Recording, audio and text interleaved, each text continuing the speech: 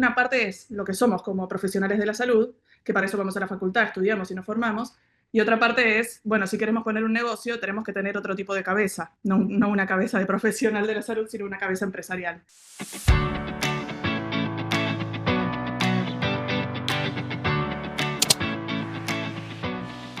Bienvenidos a un nuevo episodio de tu podcast Rentabiliza tu consultorio. Hoy nos acompaña la doctora Lucía Benítez. Ella, en su experiencia, tanto liderando un consultorio como acompañando a dueños de consultorio en mejorar su gestión, hoy viene a compartir con nosotros 3 indicadores que realmente son importantes para gestionar un consultorio de manera exitosa. Lucía, cuéntanos en qué momento de tu carrera entendiste que no bastaba ser una excelente doctora del lado clínico, sino que también era importante gestionar los números. Hola Cristi, ¿cómo andás? Bueno, muchas gracias por la invitación. Estoy muy contenta de poder estar acá compartiendo mi experiencia con toda la comunidad de Dr. Click y todos los colegas que nos van a estar escuchando.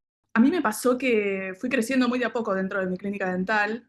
Tardé bastantes años. Creo que gran parte de esa demora sucedió por ser muy odontóloga y poco empresaria, ¿no? De pensar que eso era un negocio y una empresa como cualquier otro de otro rubro.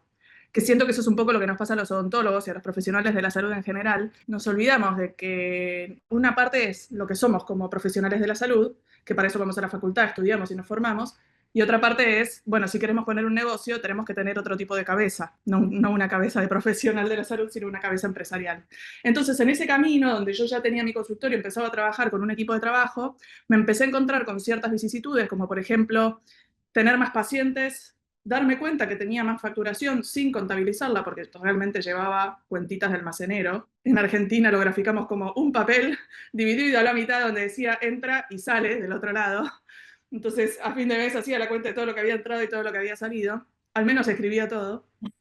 Pero me daba cuenta que llegaba a fin de mes y todo lo que había entrado ya se había ido y tenía que ingresar nuevos pagos a proveedores y a servicios y yo esa plata ya no la tenía. Entonces, ahí me empecé a dar cuenta de que necesitaba otro tipo de orden desde el punto de vista en ese momento, porque esto pasó hace como 8 años atrás, en el enlightenment que tuve yo de, bueno, tengo que capacitarme de una manera empresarial. Busqué primero en instituciones de salud, viste, en odontológicas, a ver si había algún curso enfocado directamente a odontólogos y no los encontré. Entonces ahí es donde dije, bueno, entonces tengo que salir de este rubro y tengo que ir al rubro empresarial puro. Y finalmente terminé en España, en Madrid, haciendo un MBA en gestión y dirección de clínicas dentales. Tuve que exportar, digamos, exportarme para estudiar y poder volver después con los conocimientos, porque por lo menos acá en Latinoamérica en ese momento no había nada, ningún tipo de formación exclusiva para odontólogos. Genial. ¿Y puedes hacernos un doble clic en esta maestría que decides emprender? ¿Cómo es que se llega a aterrizar a un consultorio o está pensado quizás en instituciones más grandes? Bueno, de hecho, por ejemplo, acá en Argentina hay un MBA en salud que yo apliqué, de hecho aprobé, pero antes de ingresar, al ver el programa, decidí no hacerlo porque justamente por eso, porque estaba enfocado a instituciones más grandes, hospitalarias, centros de salud pública, gerentes de esos lugares, y nada chico porque nuestros consultorios son pymes, entonces nada enfocado a una pyme. Y la verdad que es muy distinta la Totalmente. administración en una pyme y lo que necesitamos nosotros como pyme versus lo que necesita una institución de salud pública o un hospital. Lo bueno que tiene un MBA enfocado en gestión y dirección de clínicas dentales puntuales es que vas al foco de lo que necesitas. Entonces, primero que el programa dura menos tiempo, yo lo hice en un año, versus un programa de MBA general, dura 2 años, un programa de MBA enfocado en salud también dura 2 años, en cambio uno enfocado solamente a clínicas dentales dura un año. Porque por supuesto te limpian en el medio un montón de cuestiones que a uno como dueño de clínica pyme no le interesa. Y dentro de ese programa tenés temas muy interesantes, como por ejemplo, bueno, aparte de la parte administrativa, que es la obvia, digamos, lo que uno dice, voy a hacer un MBA, bueno, obviamente vas a aprender administración, pero aparte también gestión de equipo, gestión de agendas, gestión de tiempos de agendas, gestión de marketing. Abarca todas las áreas que uno debería considerar y trabajar como director de su propia clínica, ¿no? O director de la clínica de otro, también puede ser que uno trabaje para otras personas, ¿no? Claro que sí, me parece súper interesante. Cuéntanos cuál fue el primer indicador que tú comenzaste a medir en Grupo Río. La hora consultorio. Ok, vamos a ver. Justamente cuando empiezo el MBA, de lo primero que me hablan es de eso. Yo ya había escuchado sobre esta hora consultorio, no sabía cómo sacarla, o intentaba sacar ese número, pero no lo sacaba correctamente, me faltaban datos, y tampoco entendía muy bien para qué me servía. La realidad es que si yo ahora le tengo que recomendar a alguien cuál es el primer indicador que tenés que sacar, yo le recomiendo, bueno, de hecho a las colegas que asesoro, lo primero que buscamos es ese valor, porque de ahí es donde empezamos a armar todo lo demás, desde un plan de ventas hasta lo más básico que es nuestra lista de precios. Genial, genial. Me parece súper interesante porque nosotros también hemos, bueno, conversado con varios consultores del medio y es un indicador que sí consideramos que es la base para la estructura de costos de casi todo el consultorio. Sin embargo, es muy poco usado realmente. O sea, la gente no es que lo conozca tanto. De hecho, nosotros lanzamos una calculadora de hora consultorio para que no se rayen con el Excel y que puedan entrar y poner ahí como que cargas tus datos y luego se hace el cálculo interno y ya te da el número, ¿no? Entonces, vamos a hablar un tanto más de eso, pero cierro esta primera introducción con mi última pregunta, que sería, como consultora,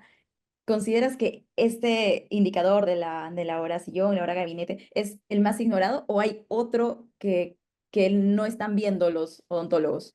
Bueno, hoy en día ya no sé si es tanto el más ignorado porque se escucha más la palabra, la frase hora gabinete, entonces ya muchos colegas saben lo que es, aunque no lo tienen calculado, pero por lo menos saben que existe. Pero sí, por ejemplo, hace poco yo di una clase a colegas sobre gestión y ninguno sabía lo que era un KPI, qué significaba la palabra KPI. Entonces, por supuesto que tampoco sabían cuáles son los KPIs en las distintas áreas.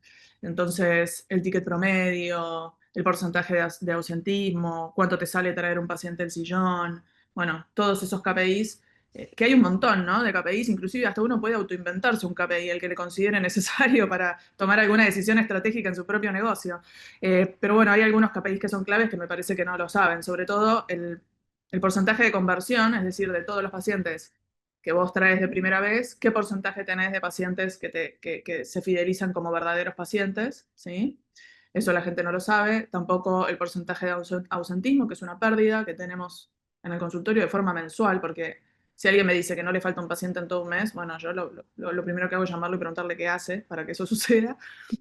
Este, y bueno, sobre todo esos dos porcentajes son los que menos tienen en claro, bueno, y después casi todos, te diría, la mayoría. Por lo menos eso es lo que sucede acá en Argentina. Hay muy poca educación en gestión.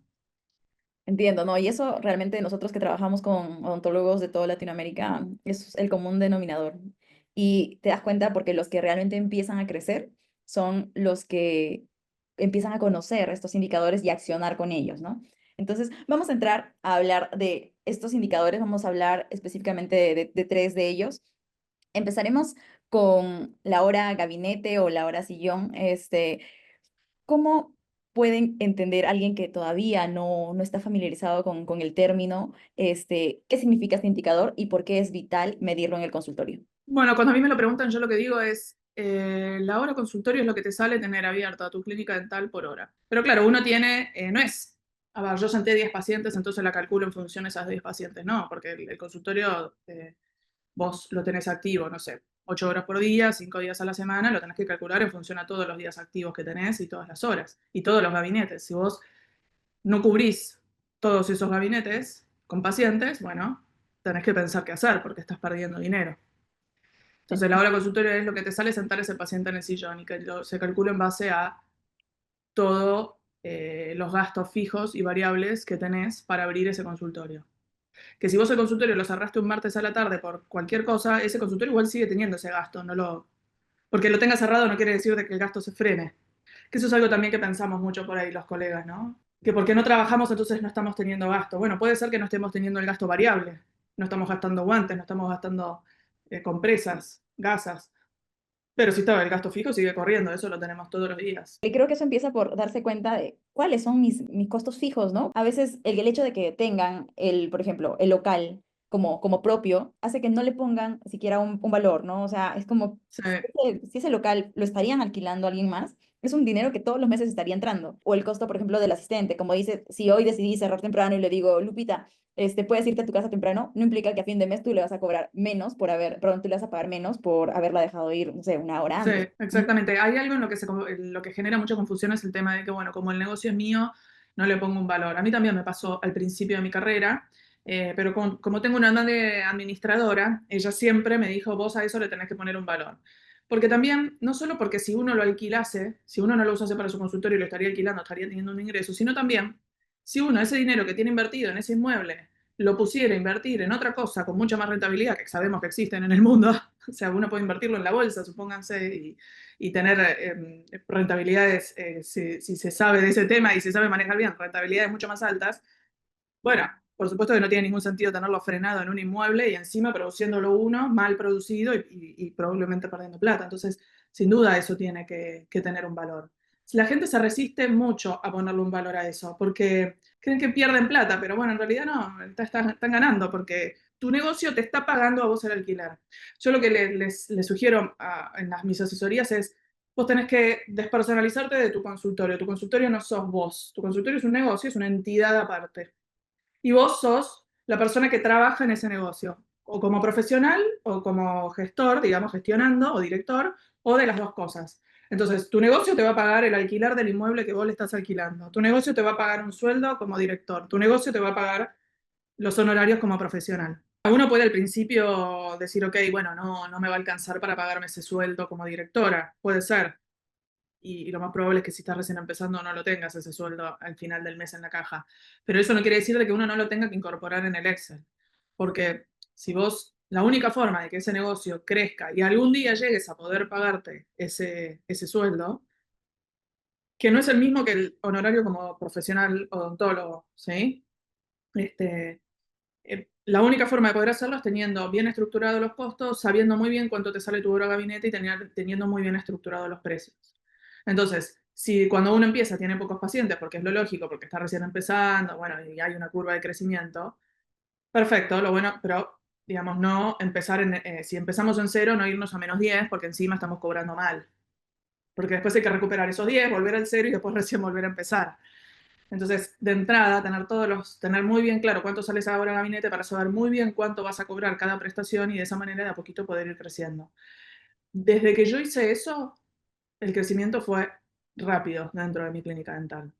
Hubo un cambio drástico de un año al otro y después fue exponencial, porque es como que el trabajo que haces el primer año, el segundo se suma al trabajo que haces el segundo año. A ver, uno establece la lista de precios y la hora consultorio una vez, y esa hora consultorio, por supuesto, que se va ajustando a medida que va pasando el tiempo, porque eh, sobre todo en países con inflación es dinámica, no es estática esa hora, ¿no? Eh, entonces uno también va ajustando su lista de precios, pero también a su vez no solo eso, sino que va haciendo un plan de marketing, un plan de ventas, va capacitando a su equipo, va formando un equipo de trabajo que todos tiren para el mismo lado. Entonces, cada año todo eso se va sumando y va siendo exponencial el crecimiento. Claro que sí. Y por ejemplo, yo he visto, o sea, campañas muy comunes en consultorios que recién empiezan y a veces por tener pacientes te ponen como tipo consulta gratis. Creo que eso parte de no tener este conocimiento de cuánto me está costando, o sea, mi hora sillón, ¿no? Lo puedes ver como inversión en atraer pacientes, quizás en este momento no puedo pagar como que otro tipo de publicidad y lo estoy haciendo de esa manera, pero es tener claro que realmente estoy invirtiendo dinero en eso y no Exacto, pensar de que no me está costando, ¿no? Entonces, exactamente. Sí, ese es el mayor error de los colegas, creer que la consulta gratis no vale nada. Primero que gratis es una palabra que a mí no me gusta usar, porque gratis, ¿qué es gratis? Nada, todo tiene un costo. Puede ser bonificado. Yo profesional le bonifico al paciente la consulta, pero el costo está. Entonces, es como que nos tenemos que olvidar un poco de la palabra gratis, porque gratis no es nada, todo cuesta en la vida algo, entonces alguien lo está pagando a eso. Como profesional, vos estás pagando esa hora sillón para que ese paciente se siente ahí y aparte estás pagando tus honorarios de tus horas como profesional, porque nosotros nos hemos capacitado muchos años, hemos ido a especialidades, hacemos cursos, invertimos mucho. Cada hora nuestra de trabajo tiene un valor, claro. aparte de la hora consultoria, ¿no? Entonces también estamos gastando eso. Y tal cual como vos decís, uno puede decidir hacer una estrategia de marketing fundamentada, con criterio y también limitada, porque vos decís, bueno, ok, yo voy a dar 10 consultas bonificadas y me va a costar esto, porque me va a costar 10 horas sillón más, no sé, algún otro costo que tengas de marketing incluido. Entonces esos pacientes, esos 10 pacientes, más vale que te tienen que devolver ese dinero que a vos te está costando para bonificar esas consultas, bueno, y aparte mucho más para tener rentabilidad, ¿no? Por supuesto. Claro que sí. Entonces, una cosa es armar una estrategia de marketing puntual donde vas a hacer la consulta bonificada por un objetivo puntual, con un objetivo de venta X, y otra cosa es hacerlo porque no sabes qué hacer o porque lo escuchas que otros colegas lo hacen. Sí, y aparte, ustedes invierten también a veces mucho en equipos, ¿no? Y esos equipos, o sea, no es que una vez que, o sea, que juntaste tus ahorros y ya, ¿no? Quedó ahí, precisamente la hora, gabinete, lo que hace es recoger toda esta inversión y pues darle un valor en el tiempo, Sí, exactamente. Y aparte, bueno, ir recuperando, ¿no? Todo eso. porque en algún momento lo vas a tener que cambiar también. Sí, aparte, acá, por lo menos en Argentina, no sé si en algún lugar de América del Sur hay leasing. Me parece que no. No sé si He ustedes allá tienen leasing. escuchado en temas de, bueno, de equipos para consultorios. No, yo tampoco. Sí sé que en otros países existe, pero acá en Latinoamérica a mí me parece que no. Entonces, nosotros tenemos que ahorrar centavo a centavo para llegar a comprar eso. Y te lo tenemos que cobrar, por supuesto, después, ¿no? Está dentro de esa hora gabinete. Y ya como para ir cerrando esta parte de la hora gabinete, creo que conocer esto también hace que puedas pagarle mejor a tus doctores que son especialistas, ¿no? Porque a veces, no sé, que te dicen, ya dame el 50% de lo que el paciente te paga, pero eso, acceder a eso implica que te estás comiendo todo el costo de la hora sillón, o sea, tú solo. Sí, no, totalmente. No, no. Sí, a ver, si el arreglo con el colega colaborador va a ser a porcentaje, entonces, bueno, que sea un porcentaje justo, si ese porcentaje de ganancia, ese porcentaje de ganancia. Y la ganancia viene después de descontar los gastos. Ahí está la hora sillón, gastos variables, por ejemplo, de laboratorio, en casos donde importa, bueno, los gastos que sea por cada prestación que exista. Y, no sé, impuestos, ¿no? Por ejemplo, acá en Argentina tenemos el impuesto al valor agregado que es del 21%. Entonces, por cada factura que emitimos de cada paciente, la clínica está pagando un 21% al fisco. Bueno, eso también es un gasto más, ¿viste? No hay que olvidarse de los impuestos. Solemos olvidarnos de los impuestos de las tarjetas de crédito, acá en Argentina tenemos impuesto al dólar, bueno, el impuesto al valor agregado, el ingresos brutos, que también tenemos acá en Argentina, todos los impuestos, mantener las cuentas bancarias de la clínica, que no son las mismas que las mías personales, ¿no? Yo tengo mis cuentas personales, por un lado, y después las cuentas de la clínica. Las cuentas de la clínica las tiene que sostener la clínica, no las puedo estar asumiendo yo como persona. Es arreglar con el colaborador un valor por cada prestación, o sea, con qué valor el colaborador se siente cómodo trabajando, y bueno, y uno lo mete dentro de su estructura de costos a ese valor como un costo más. Entonces uno después puede manejar su rentabilidad con mayor libertad. Para mí esa es la mejor forma de establecer Sí, arreglos con colegas. coincido en función a todo lo que he escuchado, pues trabajar como por un tarifario me parece que es mucho más justo, ni siquiera diría beneficioso, sino voy del lado de la justicia porque, o sea, para traer a esos pacientes al consultorio también hay todo un trabajo por detrás, ¿no? Entonces, Sí, y es muy difícil traer pacientes al consultorio, que confíen en vos, lograr que una vez sentados en el sillón en esa visita, lograr que acepten tu tratamiento. No es fácil, hay exacto, mucha entonces como competencia. reconocer todo este esfuerzo que se tiene, no solo para tener un consultorio activo, sino un personal que esté capacitado, una estrategia de marketing que esté corriendo. Entonces, creo que el tarifario hace que se reconozca el trabajo que nos está brindando el colega, pero, o sea, teniendo como el control de que este es mi negocio, ¿no? Entonces, no voy a hacer algo para ir a pérdida. Y hablando de la adquisición de nuevos pacientes, hay un indicador que también queremos tratar hoy, que es el costo de adquisición de pacientes. Es muy importante también porque nos ayuda a poner, por ejemplo, cuál es el canal donde voy a publicitar, cuál es el precio que voy a cobrarle, porque a veces incluso el paciente me podría costar más de lo que el del ticket que me va a pagar. Doctora, cuéntanos cómo es que lo has manejado con, bueno, primero en tu clínica y luego también en la experiencia asesorando a colegas. Yo estoy asesorando por el momento solo colegas acá en Argentina. Casi todos, la mayor parte del marketing pasa por redes sociales. ¿Sí? Es el más efectivo, digamos, en relación precio-calidad, lo que mejor conviene, ¿sí? Porque uno llega a un público masivo a un bajo costo. A diferencia de la televisión o la radio, que también son públicos masivos, pero el costo es demasiado alto. Entonces, son muy efectivos también, ¿eh? Pero el costo es mucho más alto. Entonces, la mayoría de los colegas acá en Argentina no pueden acceder a esos medios. Entonces, sí o sí es a través de Meta, que es Instagram, Facebook, WhatsApp. Bueno, y algunos más jóvenes también usan TikTok, por ejemplo. Y bueno, y ni hablar de Google, ¿no? Pero Google suele ser un poco más caro que Meta, por lo menos acá en Argentina. Entonces la mayoría está concentrado en Meta. Ahora, ¿qué nos pasa en Argentina en Meta? Es que nosotros tenemos un impuesto por uso de dólar con la tarjeta de crédito. Entonces, todo lo que gastamos en Meta hay que sumarle más o menos entre un 50 y un 60%. Entonces, nuestro costo por paciente suele ser alto. Pero bueno, la realidad es que a pesar de eso, sigue siendo el mejor medio, el más eficiente, y el que más pacientes atrae. Hay mucha competencia, hay que hacer una estrategia de marketing muy, muy a conciencia. Si uno trabaja solo y no tiene equipo de marketing, bueno, saber muy bien ese KPI, cuánto te sale, cuánto vas a invertir en Meta para atraer X cantidad de pacientes, cuántos estás atrayendo con esa inversión que estás haciendo en Meta, y ¿Qué bueno, tantos cuánto te está colegas, saliendo cada uno de esos, ¿no? qué tantos colegas ha visto que realmente puedan, o sea, conozcan cuánto les cuesta traer un nuevo paciente al consultorio?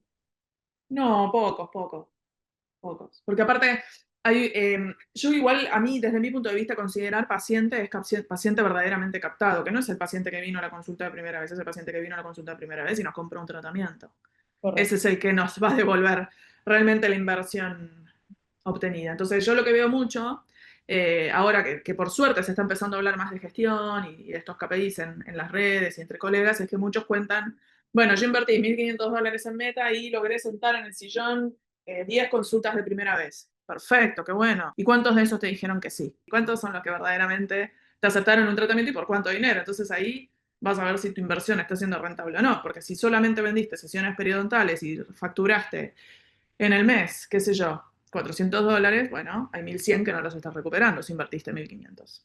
Y, por ejemplo, cuando, o sea, yo he visto que a veces nos quedamos en la primera parte donde pensamos que con adquirir nuevos pacientes se queda en el lado de marketing, pero precisamente convertirlos tiene como un eslabón más que viene a ser la parte Sí, de ventas, ¿no? Entonces, siento que a veces no cerramos ese ciclo y es ahí donde se está cayendo gran parte de, pues, de nuestras ventas integrales, que no estamos llegando a convertirlas, que son las que te dan el retorno de la inversión del CAC. justamente hace poco tuve una situación, un planteo muy, muy, muy bueno de una de las colegas que trabajaba conmigo en el equipo en mi clínica, donde me dice que ella reconoce que había bajado las ventas de su especialidad, ¿no? Entonces, también reconoce que hubo pacientes de primera vez que estuvieron yendo a nuestra clínica a hacer esa consulta y que luego dijeron que no iban a aceptar nuestro servicio porque habían encontrado el mismo servicio a menos de la mitad de precio en otro lado.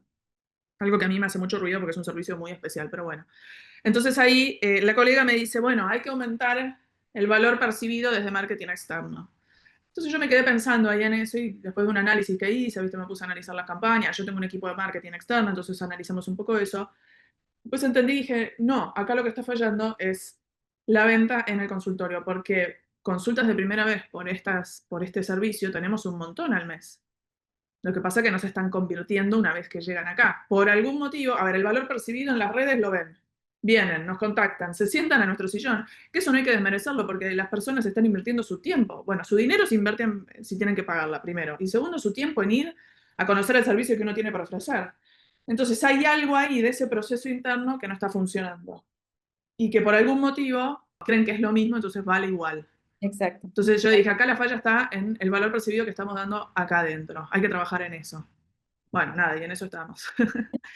Es que es perfecto porque ahí estamos viendo realmente cómo rentabilizar nuestra inversión en la adquisición de pacientes, ¿no? Porque finalmente, si de 100 se quedan 5, pues quizás no voy a recuperar o a lo mucho voy a recuperar, o sea, lo que he invertido, pero si ya se quedan 10, entonces ahí está quizás mi margen de ganancia.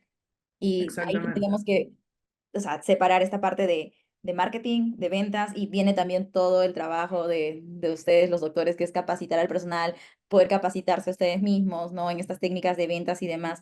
Nosotros tuvimos, bueno, este dolor, sí lo hemos sentido en, diría, la mayoría de nuestros clientes, porque hicimos incluso un embudo que les mostramos esa parte, ¿no? ¿Cuántos están llegando? ¿Cuántos leads? ¿Cuántos llegan a la primera consulta? Y de esa primera consulta, ¿cuántos realmente se están convirtiendo? Porque no había claridad. Y entonces al no Sí. tener claridad dicen, no, marketing no funciona, pero hay que verlo como por etapas para poder realmente No, el encontrar. marketing funciona, funciona siempre. A ver, uno puede hacer un buen marketing o un mal marketing. Esa es la realidad, no es que no funcione. Puede ser que lo estés haciendo mal, entonces hay que empezar a mirar cada detalle. Un poco este ejemplo que di hoy con mi propia clínica. Ok, listo, está pasando esto. A ver, ¿dónde está el problema?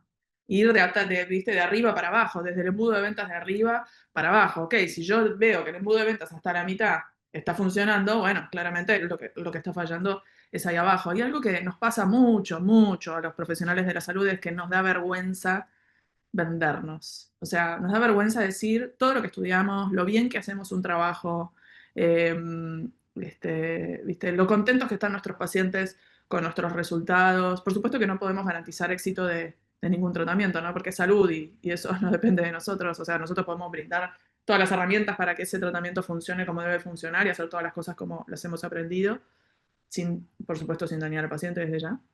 Pero después, bueno, hay un factor biológico que uno no puede controlar y el paciente tampoco lo puede controlar. Es decir, si el paciente sale después de una cirugía y se fuma un paquete de cigarrillos, bueno, obviamente que la cicatrización no va a ser la misma. Pero nos cuesta mucho, digamos, decir todas esas bondades que tenemos como profesionales y por qué la gente nos está eligiendo, ¿no? Y la verdad que nos tenemos que vender. Si no, no vamos no tenemos pacientes, o cuesta mucho. Y hay que aprender, viste, que sacarse un poco esa timidez y aprender a mostrarse, qué sé yo, no sé.